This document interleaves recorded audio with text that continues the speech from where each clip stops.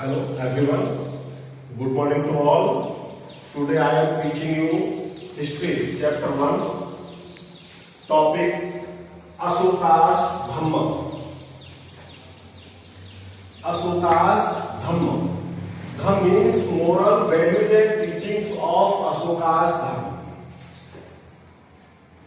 कलिंगा के बैटल के बाद अशोक ने बौद्ध धर्म को फॉलो किया था। बौद्ध धर्म को फॉलो करने के बाद जो उसकी टीचिंग्स हैं उसको अशोकास धम्म कहा जाता है।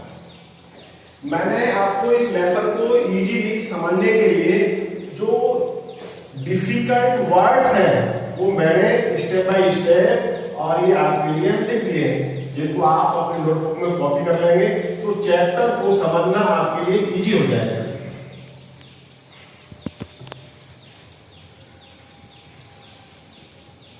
Ashoka established ideals for the moral development of mankind. Ashok ने मानव जाति के विकास के लिए नैतिक आदर्शों की स्थापना की। These were called धम्म और इन्हीं को ही धम्म कहा जाता है। Definition of Ashoka's Dhamma has been given in the second and seventh rock edicts. Ashok के धम्म की परिभाषा सेकंड और सेवंथ शिला राजाज्ञा में दे रखी है। एडिक्ट कहते हैं शिलालेख, अर्थात अशोक के काल में जो उसके आदेश थे, निर्देश थे, उनको पत्थर की चट्टानों पर लिखवाया जाता था। उनको रॉक एडिक्ट कहते हैं, फरमान भी कहते हैं, अध्यादेश भी कह सकते हैं। अकॉर्डिंग टू हिम, अशोक के अनुसार शनिंग all the evil action, Ashok के अनुसार समस्त प्रकार की बुरी आदतों को त्यागना, छोड़ना, दूर करना, welfare of the entire world, पूरे संसार का कल्याण करना, compensation, charity, truth and purity of actions is धम्म।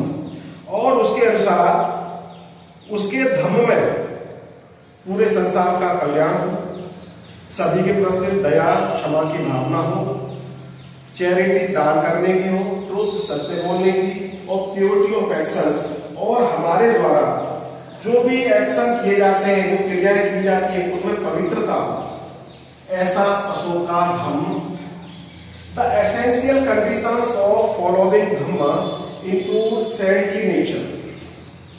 अशोक के धम्म में जो अनिवार्य दशाएं बताई गई हैं वो है सेंटली नेचर, संत प्रकृति हो, performing works of public welfare, जो हमारे द्वारा कार्य किए जाएं, क्रियाशीलताएं हो वो जन कल्याणकारी हो, being free from all evils, और समस्त मानव जाति बुराइयों से मुक्त, गुड बिहेवियर, अच्छा व्यवहार हो, आचरण हो, compensation, charity, graduate, not killing any living beings,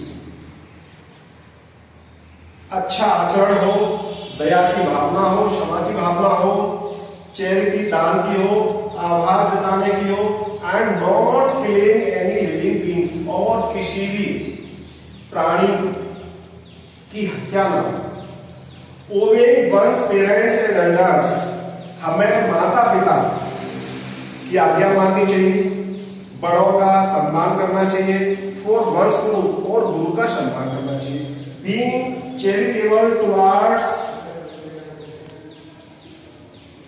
once friend, और हमारे अंदर धर्मार्थ की भावना होनी चाहिए मित्रों के प्रति, एक्यूटेंसिस, जान पहचान वालों के प्रति, रिलेटिव्स, रिश्तेदारों के प्रति, ब्राह्मण्स एंड द नीडी, और ब्राह्मण और जो जरूरतमंद हैं उनके प्रति भी हमारी इस प्रकार की भावना होनी चाहिए। According to the third rock edicts, तीसरे रॉक एडिक्ट्स के अनुसार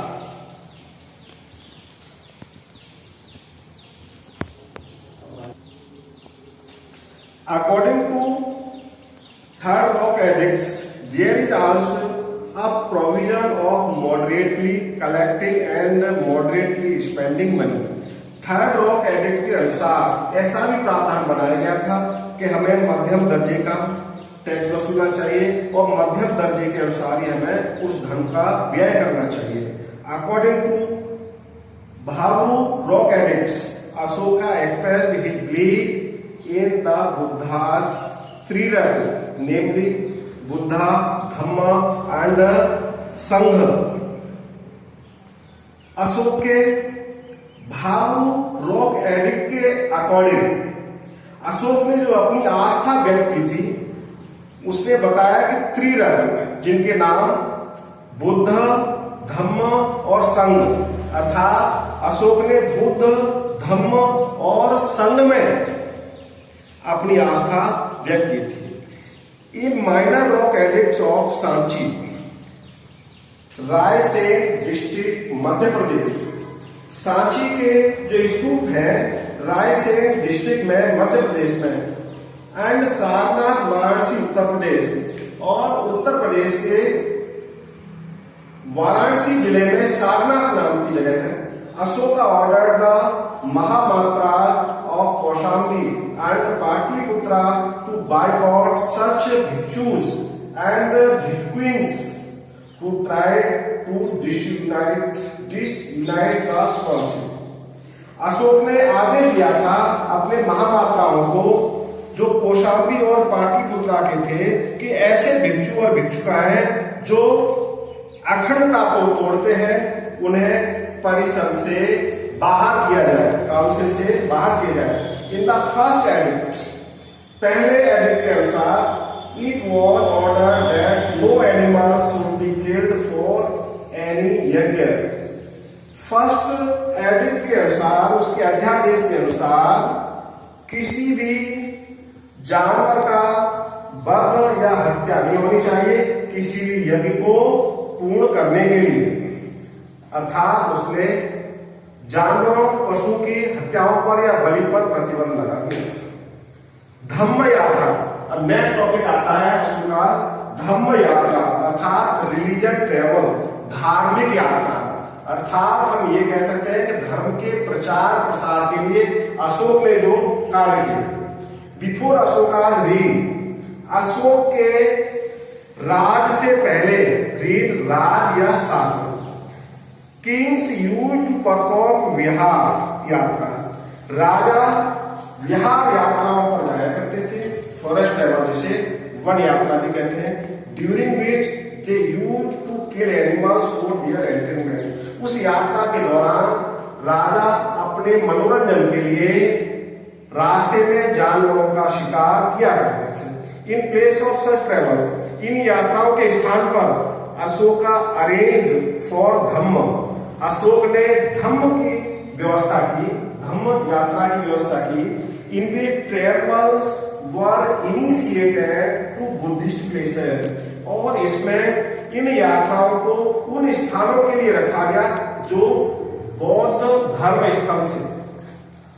and gold as donations were given to Brahmans, और ब्राह्मणों को and servants and aged people, gold as donations were given to Brahmans, servants and aged people. सोने को दान के स्वरूप ब्राह्मणों को, भिक्षुओं को और वृद्ध व्यक्तियों को दान स्वरूप दिया जाता था। नेक्स्ट टॉपिक अनुसंधान।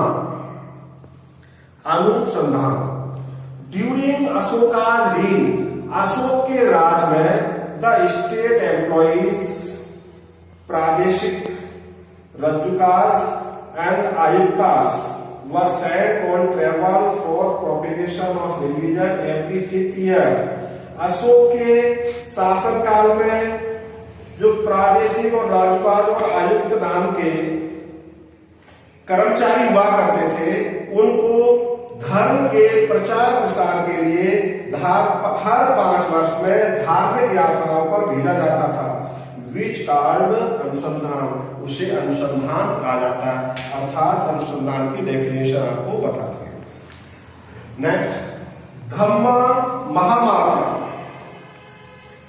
इन the 40th year of his coronation, Ashoka के राज्याभिषेक के 14वें वर्ष में अशोका अपॉइंटेड धम्म महामात्रा, अशोक ने धम्म महामात्राओं की नियुक्ति की। whose major responsibility was to propagate religion among the masses, जिनका प्रमुख कार्य था जनता के बीच में धर्म का प्रचार प्रसार करना। to inspire them to deed of public welfare and charity, releasing, और उनको प्रेरित करना कि वे अच्छे कार्य करें, जन कल्याणकारी हो, एंड चैरिटी दान करें। रिलीजिंग प्रिजनर्स फ्रॉम इम्प्रिजमेंट्स, और जो कैदी थे जो कारावास में थे उनको रिहा किया जाए, अथवा reducing there tenure of punishment, या उनके दंड की अवधि, जो दंड का काल है अवधि है, उसको कम किया जाए। Providing financial assistance to their dependent, और जो कारागार में बंद थे, कैदी थे, उनके परिवार वालों को जो उन पर निर्भर थे उनकी आर्थिक मदद की। रॉक एडिक्ट्स राजाज्ञा या अध्यादेश या फरमान कह सकते हैं, अर्थात राजा के द्वारा जो आदेश जारी किए जाते थे उनको रॉक्स पर लिखा जाता था। किसके द्वारा? जो एम्परर अशोक। तो Ashoka was the first Indian ruler to address his subject through edict. Ashoka ऐसा पहला भारतीय शासक हुआ जिसने अपनी प्रजा को आदेशों को रॉक के माध्यम से अर्थात चट्टान पर लिखवा करके संबोधित किया। He got inspiration to do so from Dara first Darius, the ruler of Iraq, और यह करने की उसको प्रेरणा जो ईरान का शासक था दारा फर्स्ट, उससे मिली। Most of the edicts of Ashoka are in Brahmi state. Ashoka के अधिकांश जो शिलालेख हैं या अध्यादेश है चट्टानों पर, वे ब्राह्मी लिपि में है। While the edicts found in Mansehra and Sabji in northwest India are in Kharoshti, और जो मानसेरा और साबजी गढ़ी में जो उसके एडिक्ट्स मिले हैं उनकी लिपि खरोष्टी रही है। On one pillar brought from Topra to Delhi, और एक ऐसा स्तंभ है जिसे टोपरा से दिल्ली लाया गया था। 7 edicts have been inscribed on a single pillar, और उस पर 7 उसके अध्यादेश लिखे गए हैं एक ही स्तंभ के ऊपर। Greek king Antiochus second is found mentioned in the second and third edicts. जो ग्रीक एक एनिटस नाम सेकंड नाम का व्यक्ति था, उसने ऐसा सेकंड और थर्ड एडिक्ट्स में बताया है, ऐसा विवरण मिला है।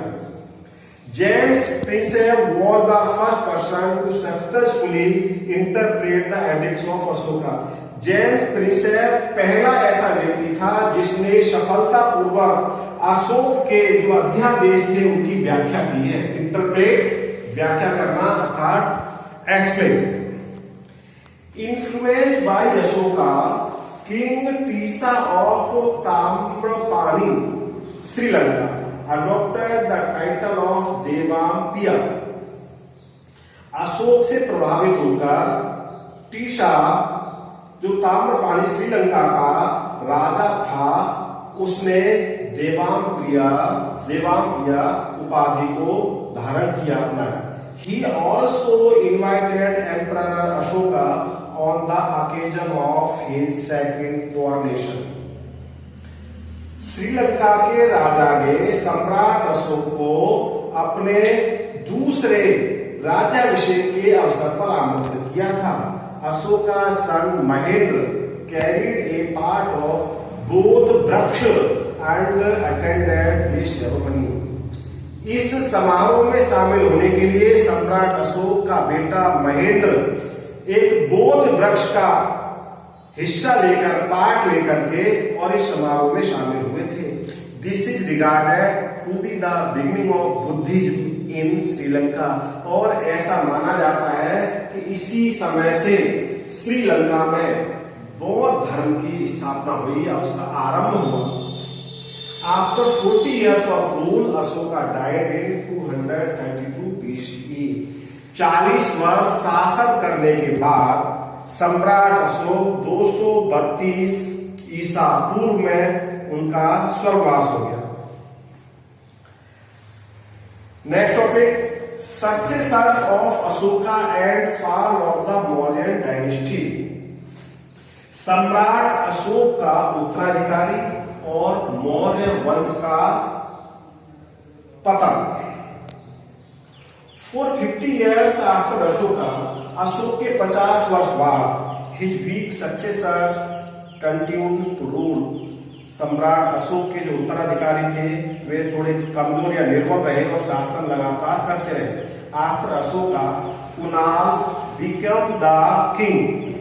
अशोक के बाद कुणाल राजा बना, who has been described as Dharmveer धना इन दिव्य दना, और उसका विवरण इस प्रकार से बताया गया है, धर्मवीर दना इन दिव्या देना।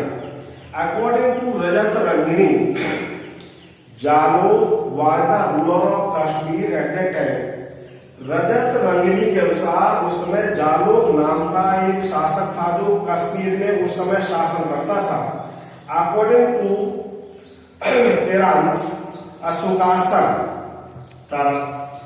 वीर सेना had become an independent ruler of Gandhara. उसी समय सम्राट अशोक का वीर सेना नाम का एक पुत्र था, बेटा था, वह गंधार का एक स्वतंत्र शासक था। एज कुणाल वाज ब्लाइंड, जैसा कि माना जाता है कुणाल जो शासक था वो अंधा था। Mughals administration was in the hands of his son संप्राति, तो उसका जो बेटा था संप्राति, उसके हाथों में मगध की बागडोर थी शासन। कुणाल सन Dasharath also ruled over Magadh. Kunal का बेटा था दशरथ, उसने भी मगध पर शासन किया। He had given the Nagarjuna cave to his dependents in charity। उसने नागार्जुन की गुफाएं जो उसके ऊपर आश्रित थे उनको दान में दे दी थी। चैरिटी दान में, डिपेंडेंस आश्रित। Brihadratha was the last Maurya ruler. Brihadratha Maurya वंश का अंतिम शासक था। His Brahmin minister Pushyamitra Shunga assassinated him and founded the Shunga dynasty in Magadha। Brihadratha का जो मौर्य शासक था उसका एक मंत्री हुआ करते थे जिनका नाम पुष्यमित्र शुंगा था।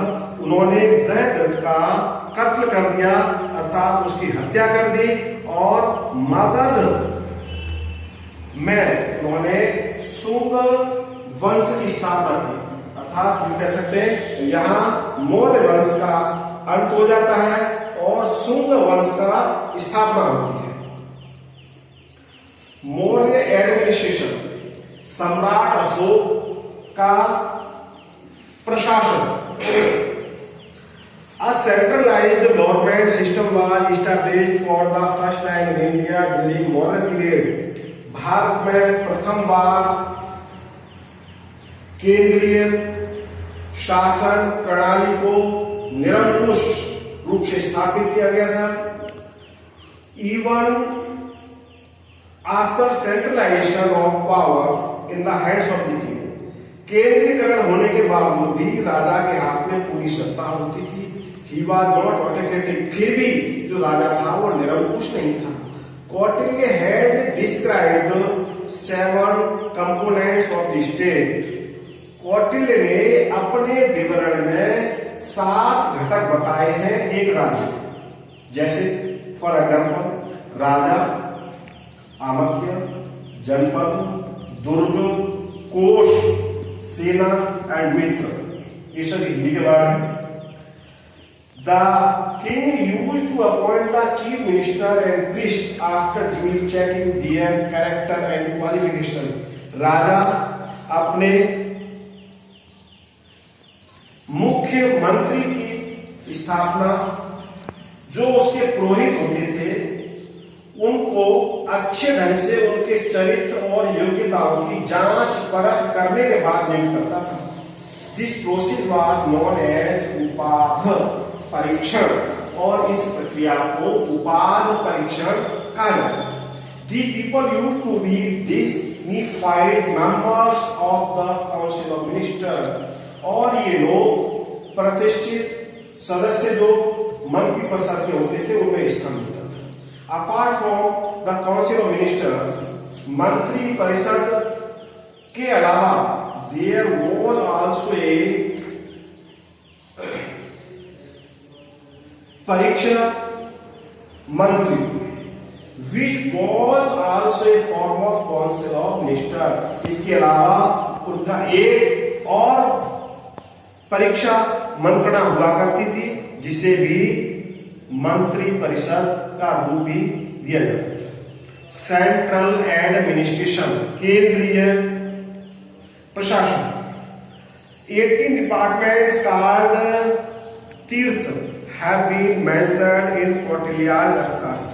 कौटिल्य के अर्थशास्त्र में तीर्थ के बारे में 18 विभाग बताए गए हैं। The president of these tirthas is known as mahamatya, और इनका जो अध्यक्ष होता था तीर्थ का उसे महामात्या कहा जाता था। मिनिस्टर मंत्री, प्रिस्ट पुरोहित, कमांडर सेनापति and Prince Yuvraj were the most important तीर्थ, और ये इनमें से प्रमुख तीर्थ हुआ करते थे। समाहर्ता, their responsibility was to collect revenue. जो समाहर्ता हुआ करते थे उनका उत्तरदायित्व होता था राजस्व को संग्रहित करना, इकट्ठा करना, keep record of income and expenditure, आय और व्यय का अभिलेख तैयार करना, and prepare the annual budget, और वार्षिक आय व्यय का पत्र तैयार करना। सानिध्यता, सानिध्यता ट्रेजर, ट्रेजर कहते हैं खजांची, कोषाधिकारी, जिसके पास खजाना इकट्ठा होता है, कोष इकट्ठा होता है। These were responsible for building treasuries and granaries in various parts of the kingdom। इनका प्रमुख कर्तव्य होता था उत्तरदायित्व ट्रेजरीज था खजानों के लिए इमारतें बनवाना, और ग्रेनरीज खाद्यान्न भंडार बनवाना। 26 departments heads have been mentioned in economics.